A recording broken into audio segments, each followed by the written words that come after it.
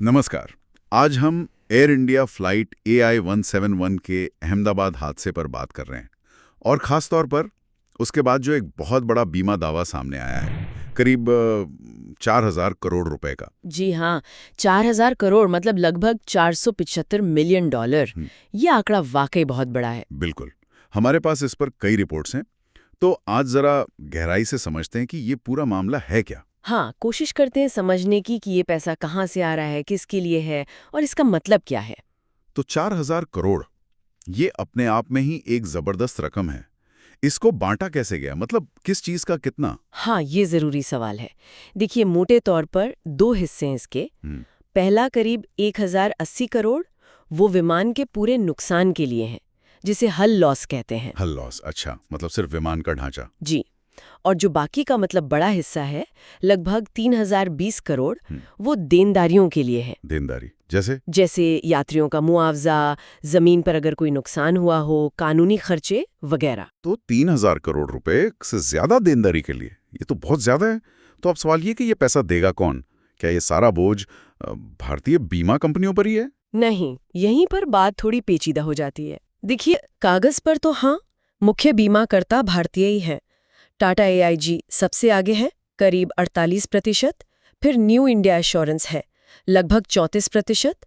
ICICI Lombard भी है, 10% के आसपास। अच्छा। लेकिन असलियत में इस दावे का बहुत बड़ा हिस्सा, मतलब करीब 90 से 95%, वो वैश्विक पुनर्बीमा बाजारों ने कवर किया हुआ है। पुनर्बीमा मतलब बीमा का भी बीमा?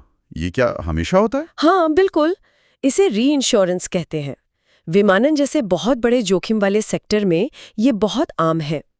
कोई एक कंपनी, खासकर भारतीय कंपनी, इतना बड़ा रिस्क अकेले नहीं उठा सकती, सही है। तो वो इस रिस्क का एक हिस्सा वैश्विक कंपनियों को बेच देती हैं, लंदन, बर्मुडा, अमेरिका के बाजारों में। इस केस में AIG, GIC री जैसे बड़े नाम शामिल हैं। तो मतलब असल भुगतान का बड़ा हिस्सा इन विदेशी या वैश्विक कंपनियों से आएगा? जी हाँ, ज्यादातर वहीं से। फिर एयरलाइन का क्या रोल है इसमें? वो तो सिर्फ प्रीमियम भरती होगी है ना? हाँ, एयरलाइन सालाना प्रीमियम देती है अपनी पूरी फ्लीट के लिए। अंदाजा है कि ये करीब 250 करोड़ रुपए सालाना होता है। 250 करोड़ सालाना प्रीमियम? जी। और जब ऐसा कोई हादसा होता है तो दावा पहले बीमा कंपनी और फिर पुनर्बीमा कंपनी चुकाती है। वैसे विमान का बीमाकृत मूल्य लगभग 750 करोड़ था। और देनदारी कवर वो कितना था? वो बहुत ज्यादा था, करीब 12,500 करोड़, यानी $1.5 बिलियन। 12,500 करोड़। अच्छा, तो यहीं पर शायद जांच की बात आती है, क्योंकि विमान का नुकसान तो साफ है, पर देनदारी कितनी होगी ये तो जांच से पता चलेगा। आपने बिल्कुल सही पकड़ा। DGCA और AAIB, मतलब विमान दुर्घटना जांच ब्यूरो, इनकी जांच बहुत अहम है। वो पता लगा रहे हैं कि हादसा हुआ क्यों, और उनके जो भी निष्कर्ष होंगे उसका सीधा असर इस 3,020 करोड़ वाली देनदारी की रकम पर पड़ेगा।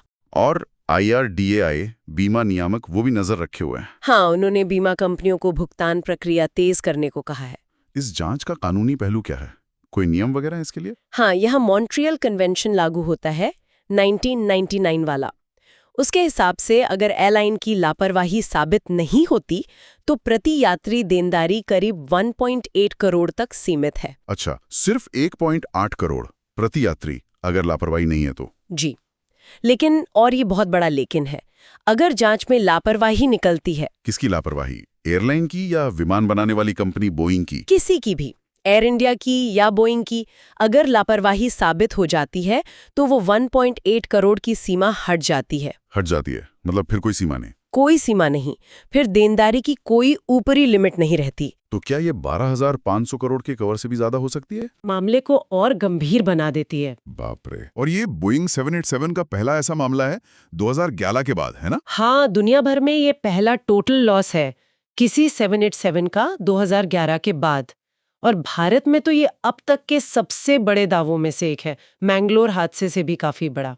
तो इसका असर हम जैसे यात्रियों पर क्या पड़ेगा? क्या मतलब टिकट महंगे हो जाएंगे? देखिए, तुरंत तो शायद नहीं, पर हाँ, भविष्य में एयरलाइनों के लिए बीमा प्रीमियम जरूर बढ़ सकता है।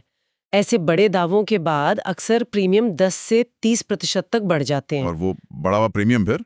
हाँ, जाहिर है एयरलाइंस उसका कुछ बोझ तो आखिर में टिकट की कीमतों में डाल के हम पर ही डालेंगी, तो अप्रत्यक्ष रूप से असर पड़ सकता है। समझ गया। तो कुल मिला के ये 4,000 करोड़ रुपए का दावा सिर्फ एक बड़ी रकम नहीं है, ये एक बहुत अहम घटना है। इसमें भारतीय बीमाकर्ता, वैश्विक पुनर्बीमाकर्ता, कानूनी नियम, जांच, सब कुछ जुड़ा हुआ है। बिल्कुल। भुगतान तो बीमा और पुनर्बीमा कंपनियां करेंगी, लेकिन अंतिम देनदारी जांच पर टिकी है और इसका असर आगे चलकर हवाई यात्रा पर पड़ सकता है। और यहाँ एक सोचने वाली बात रह जाती है आखिर में जी। कि अगर मान लीजिए जांच में लापरवाही साबित हो जाती है, तो मॉन्ट्रियल कन्वेंशन की सीमा हटने का असल मतलब क्या होगा? हाँ, ये बहुत महत्वपूर्ण सवाल है। ये न सिर्फ मुआवजे की रकम को अभूतपूर्व बना सकता है, बल्कि एयरलाइन और शायद बोइंग पर भी इसका बहुत गहरा और लंबा वित्तीय असर डाल सकता है। इस पर आगे नजर रखनी होगी।